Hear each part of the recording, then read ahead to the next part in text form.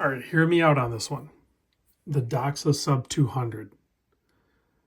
I kind of think if you're new to Doxa and you don't, get caught up in the whole story of it, but you want to get yourself a Doxa, I think the Sub 200 might be the best pick. Let me tell you why. I mean, unless you're hell bent on making sure you get the classic Doxa case, which this is still a Doxa. It's still a classic looking case. It's just not the iconic Doxa case, right? Like you can get in the 300T or even the new 200T. But if you're okay with still checking that Doxa box so we can be Doxa bros, I think the Sub 200 is the way to go. So big thanks to Exquisite Timepieces for sharing all of these Doxas and a ton of watches with me, the channel, and you guys. Constantly, Exquisite Timepieces has been supporting the watch enthusiasts such as myself and you, and it's time to give them some love too. So click the link down below in the description. Check it out. They're an authorized dealer for over 60 brands, and they have a massive pre-owned collection. If you talk to my guy Tyler there, I'll put his contact information down below. If there's a watch you don't even see on their website, which odds are that's probably already there, reach out to them, tell them what you're looking for. If you're serious about it, give them the shot, give them the opportunity. I think you'll be happy with the results. I've bought a lot of watches from Exquisite even before I was working with them for the channel, and it's always been great. So now let's get into why I think the Doxa Sub 200 could be the best option for your first Doxa, potentially. Or maybe you've had one in the past and you want to get another Doxa, but you just don't want to pony up, a couple grand necessarily, right? So that's step one. Is it's actually more affordable. These are only $990. So I say only, I'm not, diminishing, or I'm not saying it's not a lot of money. It's still a lot of money, but you're getting a Doxa at high-end micro brand level pricing, right? And it's going to have a Swiss movement in it, probably a Sellita. A long time ago, I did get the yellow one, and I opened up the case back. It did actually have an ETA 2824 in it, but it might be different now. It could be a Sellita. So real quick width on this. Let's cover the dimensions before I get too in depth of me trying to sell you on the idea of the Sub 200. The case width is 42 millimeter. Keep in mind the case kind of bumps out a little bit. It's not a defined crown guard because it's on both sides of the case, so it's just the case. So it is 42 millimeter wide. The lug to lug still on the shorter side of things, like all other Doxas. It is 46.1 millimeter, but really nice brushed finish with a sharp polished edge, and then those really deep lyre lugs. I love that about this case. That is going to be one of the selling points of this case, in my opinion, at least for me, my taste. The thickness is 14.2. You have that boxed sapphire crystal. It is boxed and double domed.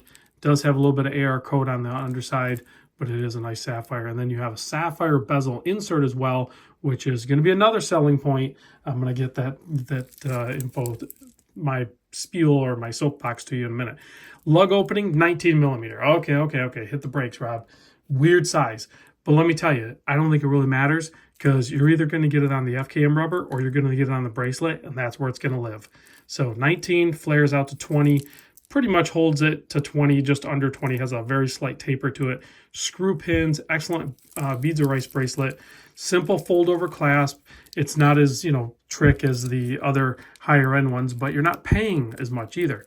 And this is a tried and true clasp system that I've been on record saying that honestly I prefer. It has the fold over sign Doxa, the Jenny logo, which is kind of like a Phineas and Ferb character, I think, in 4 micro adjust, as well as a dive extension. So they have you covered there. Has a nice clean case back, again, with that character on the back there. It's like a fish or something. And then you have a signed screw-down crown, keeping the 200-meter water resist. That screw-down crown is also going to be color matched to the dial color. In this case, it is the Aquamarine, much like the Sub 200 here, except for this 200 is the Sunray dial. So now you can see the difference between the Icon, which is the flat colors, or the Sunray is an option with the Sub 200 Ts. So if you like that more shimmery sunray dial, then look at the Sub 200T. But if you're still wanting those iconic colors, the Sub 200 has you covered. 120 click bezel. Very crisp. Not easy to turn, but you have enough traction. It's easy to turn, and it's solid. There's no play. It lines up perfect. Sapphire bezel insert is you have the Lume, which you don't get on the other models, and it's going to be scratch resistant, which you're not going to get on the other models. That polished metal and everything on these, you go look at some Doxa pictures on the web, this is going to scratch. That's just the way it is. If you wear your watch and it rubs up against something, that is going to scratch. That's just nature of the beast when you play around with that style Doxa. With this one, it's not going to get scratched up. It's going to look nicer longer.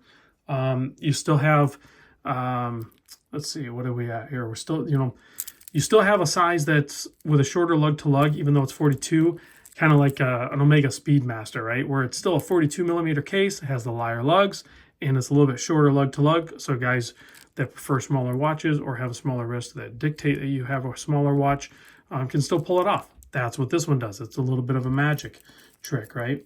Price point, $990.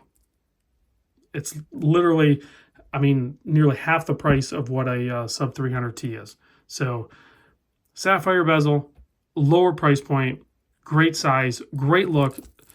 The deepest Lyre lug case that I've ever handled, and I love that look. And you're still getting a Doxa. Swiss movement. You still get, all the warranties, all that good stuff, all the reliability that a Swiss movement is going to give you. It just looks great. Look at my wrist. And I'm going to sell a couple more watches, and I'm going to hit up my buddy Tyler over at Exquisite. I think I'm going to buy the orange one. I'm on an orange dial kick. I love this watch. I see no reason why I shouldn't buy the orange one. So, I don't try to sell you guys watches. I just show you the watches and you try to, make your own choice. So I'm not saying go out and buy this one or that one or whatever. I'm just saying don't dismiss the Sub 200 thinking that you need to get the Sub 300 or the Sub 300T to be in the Doxa Bros Club. You can get the entry-level one, and I'll still accept you as a Doxa Bro. So let's loom this bad boy up, because I'm seriously thinking about getting one too. So check out the Lume. Look at that. Boom. I mean, the Lume alone honestly makes it kind of a cooler watch in some aspects. So I'm not trying to take away anything from the classic Doxa cases, but the Sub 200 is just a really good option. Tell me I'm wrong. I'm not going to listen, but go ahead and tell me I'm wrong. I'll see you guys in the next vid.